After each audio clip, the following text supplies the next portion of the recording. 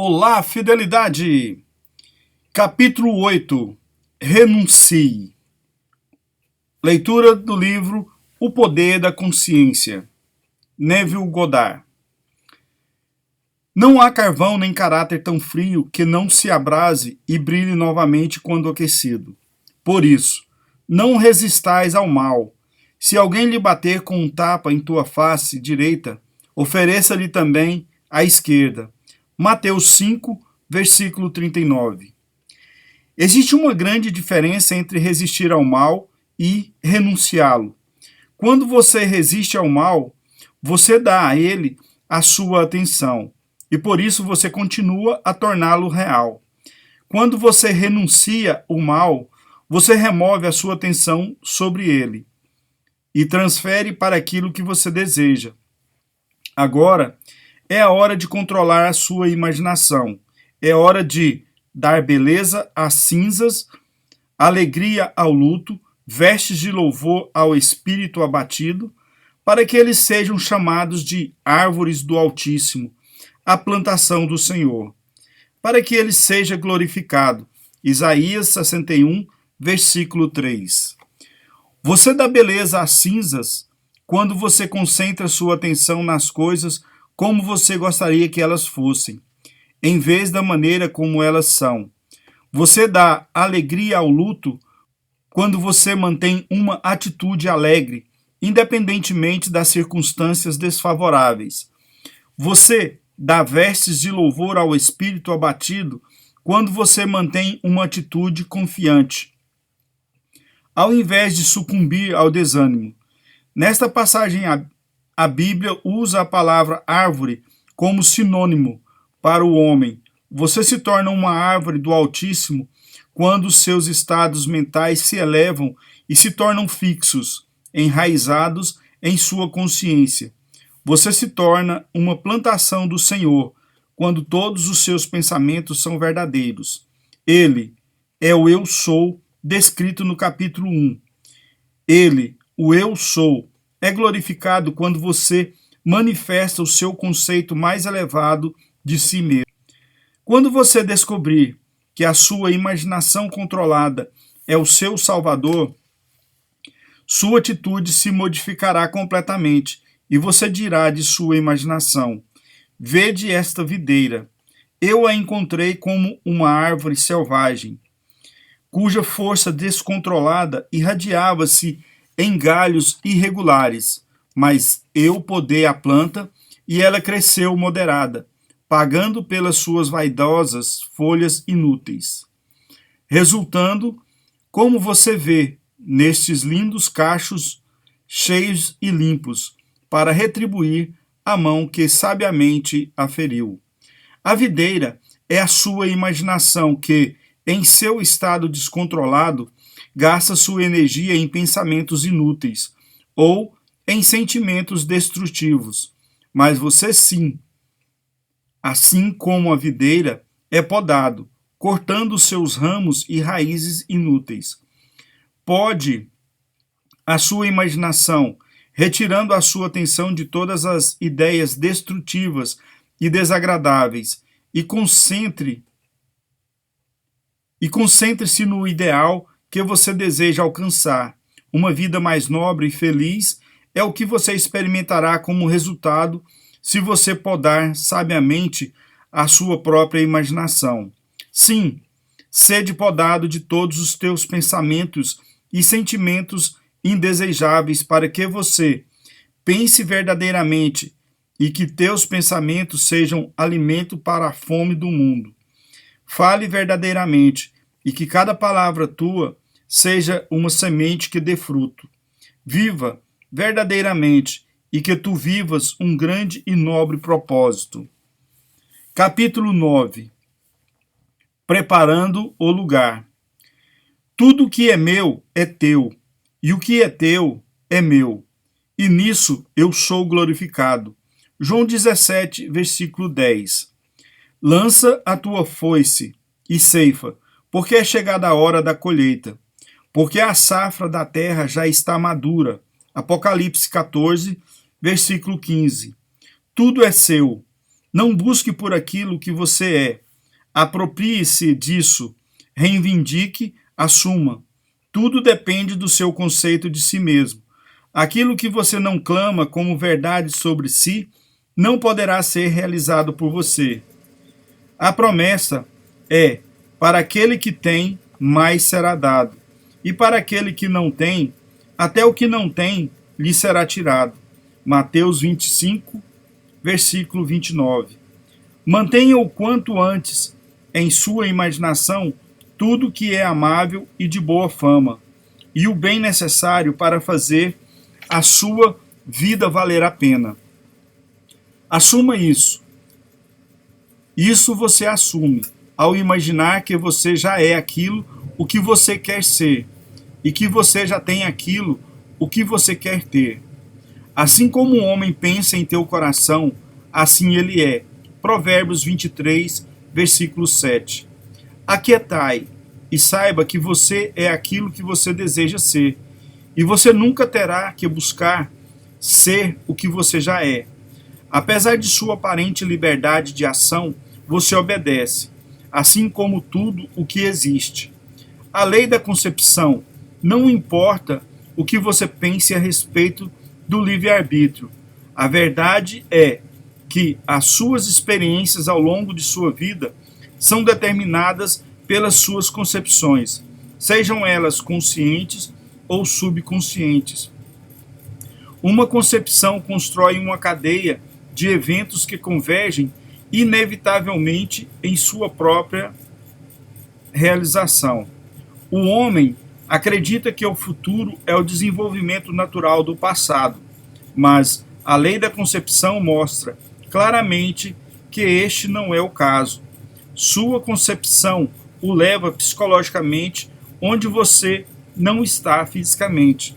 Então, seus sentidos o trazem de volta de onde você estava psicologicamente para onde você está agora fisicamente.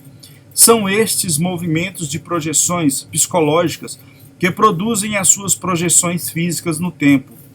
A precognição permeia todas as escrituras do mundo. Na casa de meu pai existem muitas mansões. Se não fosse assim, eu vos teria dito: eu partirei para preparar-vos um lugar. E quando eu for e vos preparar um lugar, eu retornarei novamente e vos tomarei para mim, para que onde eu estiver, estejais vós também. E agora eu vos digo isso antes que aconteça, para que quando isso acontecer, que vós possais acreditar também. João 14, versículos 2, 3 e 29. O eu nesta passagem é a sua imaginação que vai para o futuro, em uma das suas muitas mansões. Mansão é o estado desejado. Predizer um evento antes que ele aconteça fisicamente é simplesmente sentir-se no estado desejado, até que este ganhe o tom da realidade. Você parte para preparar um lugar para si mesmo, se imaginando e sentindo o seu desejo realizado. Em seguida, você retorna desse estado de desejo realizado, onde você não está fisicamente, e volta para onde estava fisicamente momentos antes. A partir daí, através de movimentos inevitáveis, você passará por uma série de eventos que o direcionarão à realização física do seu desejo, para que, onde você esteja em sua imaginação, você esteja também em carne e osso. Todos os rios correm para o mar, contudo, o mar nunca se enche. Ainda que sempre se dirijam para o mar, para lá voltam a correr. Eclesiastes 1, versículo 7. Capítulo 10. Criação. Eu sou Deus e não há outro. Sim, somente eu sou Deus, e nada nem ninguém a mim se compara. Eu anuncio o fim desde o princípio, e do passado as coisas que ainda não aconteceram. Eu afirmo: o meu propósito prevalecerá e farei toda a minha vontade. Isaías 46, versículos 9 e 10. A criação está consumada. A criatividade é apenas um amplificador de receptividade, pois todo o conteúdo de todos os tempos e de todo o espaço, na verdade, coexistem no infinito e eterno agora. Em outras palavras, tudo que você já foi um dia, ou que ainda vai ser, ou melhor dizendo, tudo que a humanidade já foi ou um dia será, existe agora. Isto é o que se entende por criação. E a declaração de que a criação está consumada significa que nada precisa ser criado, precisa apenas ser manifestado. O que nós chamamos de criatividade é apenas tornar-se consciente do que já existe. Você simplesmente se torna consciente de algumas partes de tudo que já existe. O fato que você nunca poderá ser alguma coisa que você já não seja, ou vivenciar alguma coisa que ainda não exista, explica a experiência de se ter certeza da sensação de já ter ouvido antes algo que está sendo dito agora, ou de ter a impressão de já conhecer uma pessoa ao vê-la pela primeira vez, ou de já ter visto certo lugar ou objeto ao encontrá-lo pela primeira vez. Toda a criação existe em você, e é o seu destino tornar-se cada vez mais consciente de suas maravilhas infinitas e de experimentar as maiores e mais grandiosas partes do todo. Se a criação está consumada e todos os eventos estão simultaneamente ocorrendo agora, a pergunta que naturalmente vem à mente é: o que determina a noção do tempo? Ou seja, o que determina os eventos que você irá encontrar? E a resposta é: o seu conceito de si mesmo. Os seus conceitos determinam as rotas que a sua atenção seguirá. Eis aqui um bom teste para provar este fato. Assuma o sentimento do seu desejo realizado e observe que rota ou direção seguirá a sua atenção. Você irá observar que, pelo tempo que você permanecer fiel à sua concepção, pelo mesmo tempo, a sua atenção será confrontada com imagens claramente relacionadas com essa concepção. Por exemplo, se você assumir que você tem um negócio maravilhoso, você vai perceber como ele é em sua imaginação, e a sua atenção estará voltada em cada evento relacionado a esta concepção, um após o outro.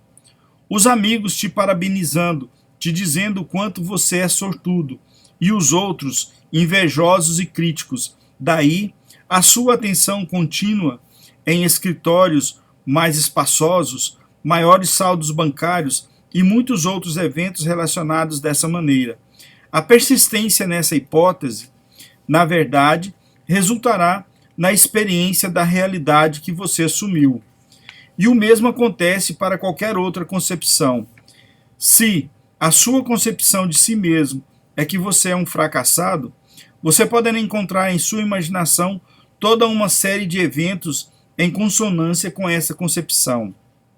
Assim, fica nitidamente claro como você, através de sua autoconcepção, determina o seu presente, ou seja, a parte específica da criação que você experimenta agora, e também o seu futuro, ou seja, a parte específica da criação que você vivenciará. Capítulo 11. Intervenção. Deus é livre para escolher o conceito que você aceita sobre si mesmo. Portanto, você possui o poder de intervenção, o poder que lhe permite alterar o curso do seu futuro. O processo de ascensão do seu conceito atual para um conceito mais elevado de si mesmo é o mesmo para todo verdadeiro progresso. O seu conceito mais elevado está esperando por você, para que você o encarne no mundo da experiência. Agora, aquele que é poderoso para realizar infinitamente mais do que tudo o que pedimos ou imaginamos, de acordo com o seu poder que age em nós, a ele seja a glória. Efésios 3, versículo 20. Ele, Aquele que é capaz de fazer mais do que aquilo o que você pede ou pensa. É a sua imaginação. E o poder que opera em nós é a sua atenção. Entendendo que imaginação é aquele que é capaz de fazer tudo o que você pede, e que a atenção é o poder pelo qual você cria o seu mundo. Você poderá então construir o seu mundo ideal. Imagine-se ser o ideal que você sonha e deseja.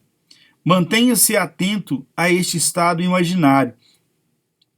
E tão logo quando você sentir completamente que você já é este ideal, ele se manifestará como realidade no seu mundo. Ele estava no mundo, e o mundo foi feito por ele, e o mundo não o conheceu. João 1, versículo 10. O mistério que esteve oculto pelos séculos e pelas gerações, mas que agora foi manifesto aos seus santos, àqueles entre os gentios, a quem Deus quis revelar as riquezas da glória deste mistério, que é Cristo em vós, a esperança da glória. Colossenses 1, versículo 26 e 27. O ele, na primeira passagem, é sua imaginação, como já explicado anteriormente. Só existe apenas uma substância, e esta substância é a consciência.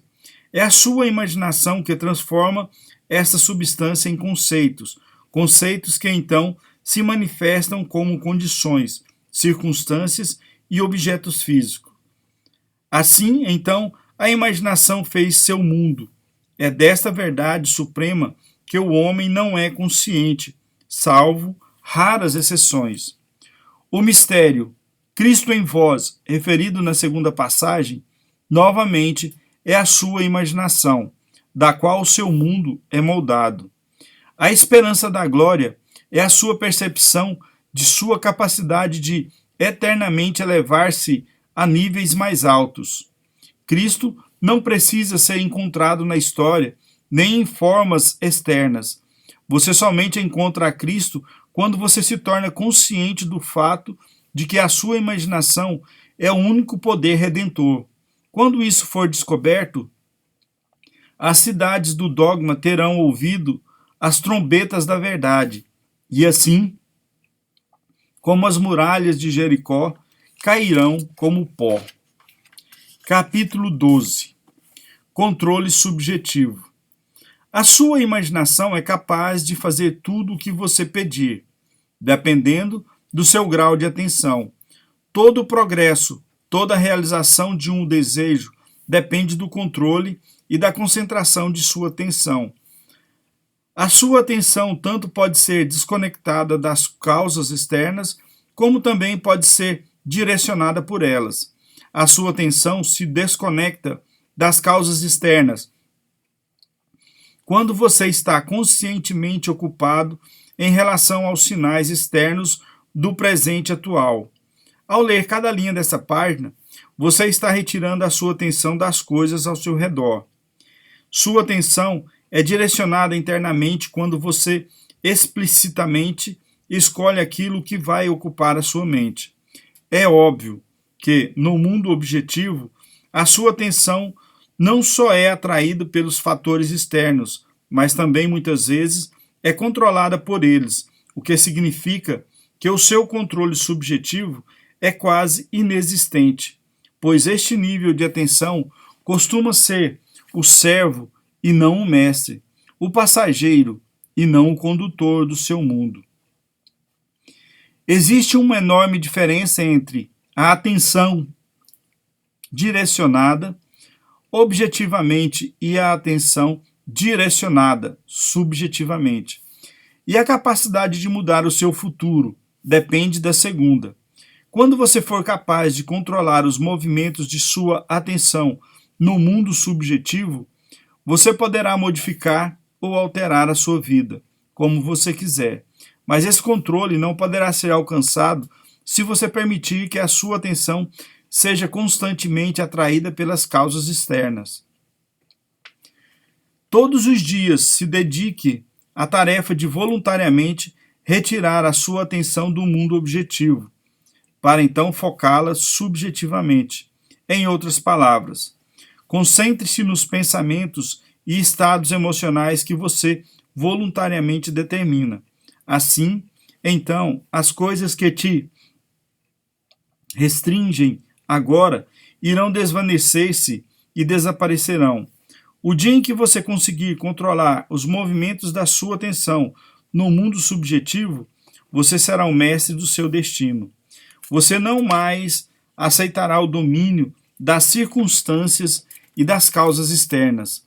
Você não mais aceitará a vida baseada no mundo externo, tendo alcançado o controle para direcionar a sua atenção e tendo descoberto o mistério escondido através dos séculos. Que Cristo em você é sua imaginação. Você irá proclamar a supremacia da sua imaginação e fará com que todas as coisas sejam subordinados a ela. Capítulo 13. Aceitação. As percepções do homem não são delimitadas pelos órgãos físicos de percepção. Ele percebe mais do que os seus sentidos podem revelar. Não importa o quanto você pareça estar vivendo em um mundo material. Você, na verdade, está vivendo em um mundo de imaginação. Os eventos físicos e externos da vida são frutos de uma floração passada e esquecida.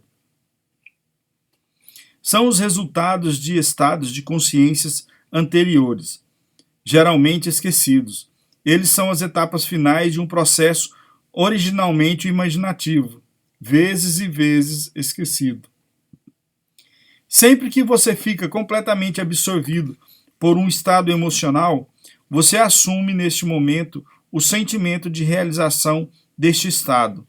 Se mantido, não importa o que você sinta intensamente, você só vivenciará isso em seu mundo. Estes períodos de absorção, de atenção concentrada, são as origens dos frutos que você colhe. São nestes momentos que você exercita o seu poder criativo, o único poder criativo que existe. Ao fim desses períodos, ou momentos de absorção, você sai e retorna desses estados imaginativos, onde você não estava fisicamente, para o ponto onde você estava anteriormente, fisicamente. Nesses períodos, o estado imaginário é tão real que, quando você retorna para o mundo objetivo e vê que ele não é igual ao estado imaginado, o choque é inevitável. Afinal, você viu algo em sua imaginação com tanta vivacidade que agora você se questiona se as evidências dos seus sentidos realmente são confiáveis. E como Keats, você pergunta, será que isso foi uma visão ou um sonho acordado?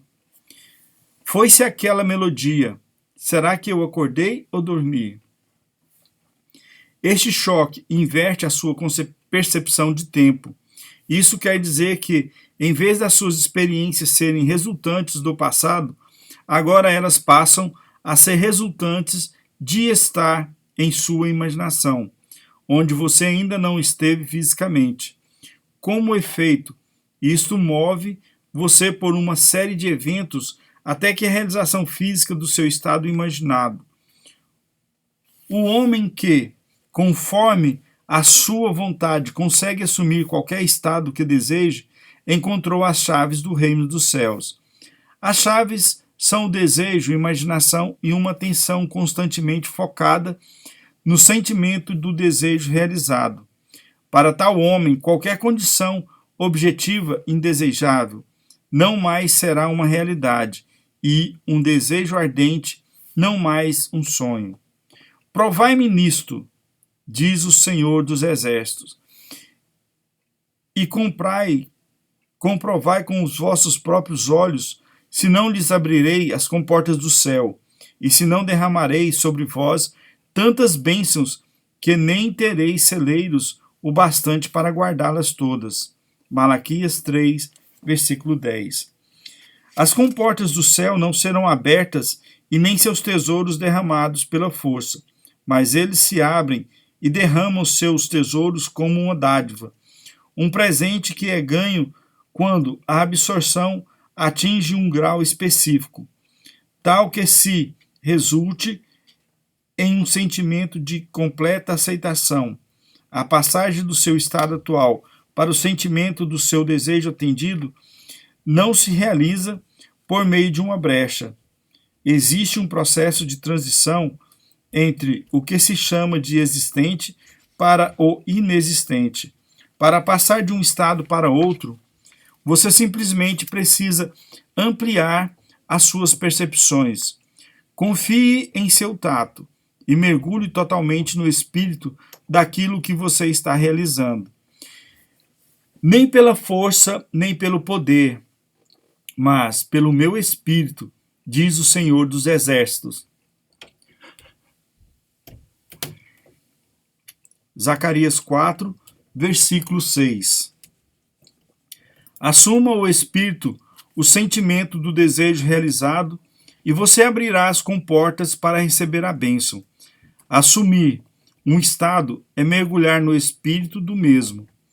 Os seus triunfos serão uma surpresa apenas para aqueles que não sabiam da sua passagem oculta do estado de anseio para o estado de desejo realizado. O Senhor dos Exércitos não responderá ao seu desejo até que você aceite a sensação de já ser aquilo que você deseja ser, pois essa aceitação é o canal para a ação dele. A aceitação é o Senhor dos Exércitos em ação. Capítulo 14. A maneira mais fácil. O princípio da ação mínima governa tudo na física, desde a órbita de um planeta até o percurso de um raio de luz. A ação mínima é o produto do mínimo de energia multiplicado pelo mínimo de tempo. Portanto, para sair de seu estado atual até o estado desejado, você deve usar o mínimo de energia e levar o menor tempo possível. Sua jornada de um estado de consciência a outro é psicológica. Então, para fazer essa viagem, você deve empregar o equivalente psicológico da ação mínima. E este equivalente psicológico é uma mera concepção. O dia que você compreender completamente o poder da concepção, você descobrirá que ele opera em conformidade com este espírito. Ele age através da redução do foco para concentrar a sua atenção e passa a reduzir esforços desnecessários. Assim, com o mínimo de ação através de uma concepção, você alcança o seu objetivo com menos esforço, já que a criação está consumada. O que você deseja já existe.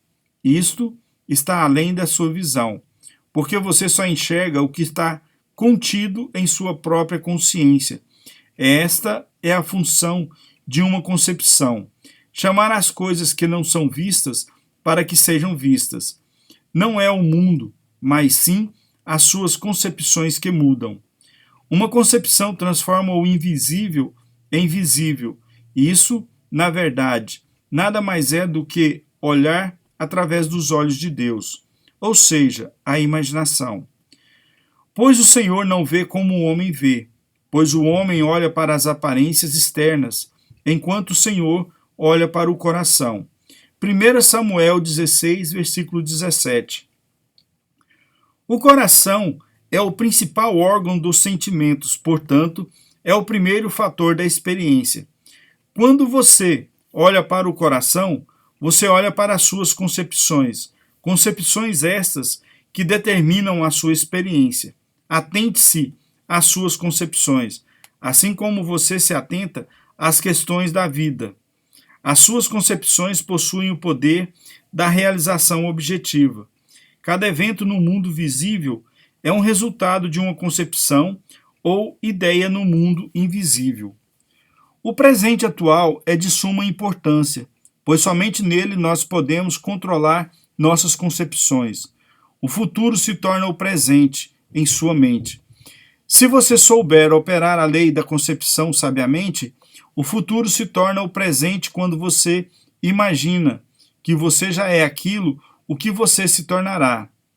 Quando a sua concepção for cumprida, se aquiete, ação mínima, e saiba que você é aquilo que você deseja ser. A morte da dúvida de ser é a certeza de ser. Traduza o seu sonho em realidade.